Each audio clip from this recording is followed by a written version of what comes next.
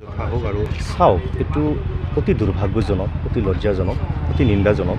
আজি আমি Kokrajhar Shantinagar ward number 3 বাসিন্দা আছিল দেবিকা মল্লিক, তাৰ হাজবেণ্ড মানৱ সাহা দোকমাত বিয়া পাতিছিলোঁ। বিয়া পতাৰ পিছত বহুত ধৰণৰ মনোমালিন্য মিছআণ্ডাৰষ্টেণ্ডিং তেওঁলোকৰ দুজনৰ ভিতৰত হৈছিল। কিন্তু মই বহুতবাৰ ট্ৰাই কৰিছোঁ, তাৰ ঘৰত গৈছোঁ যে কিবা এটা ঘটনা যদি ঘটিছে যিকোনো প্ৰকাৰে মনোমালিন্য হ'ব নালাগে, ভালদৰে সংসাৰ পাতিব লাগে, সংসাৰ কৰিব লাগে। কিন্তু এইটো আমাৰ বিফল হৈছিল। যিহেতু আমি কম্প্ৰমাইজ কৰাই দিব পাৰোঁ, আমি এটা সংগঠনৰ মানুহৰ পৰা, আমিতো জজ নহয়, আমি বিচাৰ কৰাৰ অথৰিটি আমাৰ নাই। সেইকাৰণে আমি বহুতবাৰ ট্ৰাই কৰিছোঁ, কিন্তু আজিৰ ডেটত এইটো কৰিব পৰা নাই। কিন্তু আজি ৰাতিপুৱা যিটো ঘটনাটো শুনিলোঁ যে বহুতেই মানে বেয়া লাগিল ঘটনাটো, যে এনেকুৱা জোৱাই হৈ তাৰ কাকো আৰু খোলখালিক যেনেকুৱা হত্যা কৰিলে, অতি অতি লজ্জাজনক, দুৰ্ভাগ্যজনক।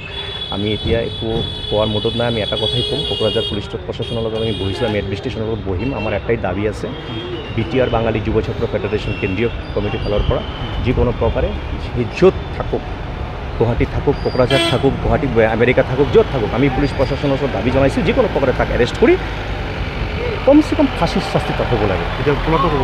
এতিয়া পলাতক অৱস্থা আছে। মই বহুতবাৰ ট্ৰাই কৰিছোঁ, আগৰ নাম্বাৰ এটা আছিল মানৱ সাহাৰ, আগৰ নাম্বাৰটো আমি ট্ৰাই কৰিছোঁ, ছুইচ অফ আহি আছে।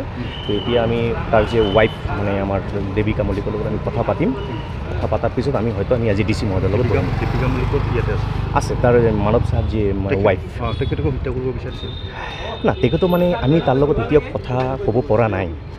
তো মেণ্টেলিটি এনেকুৱা নাছিল। আমি এতিয়া কথা পাতিম, পিছত আপোনালোকক আমি জনাম আৰু। ঠিক আছে।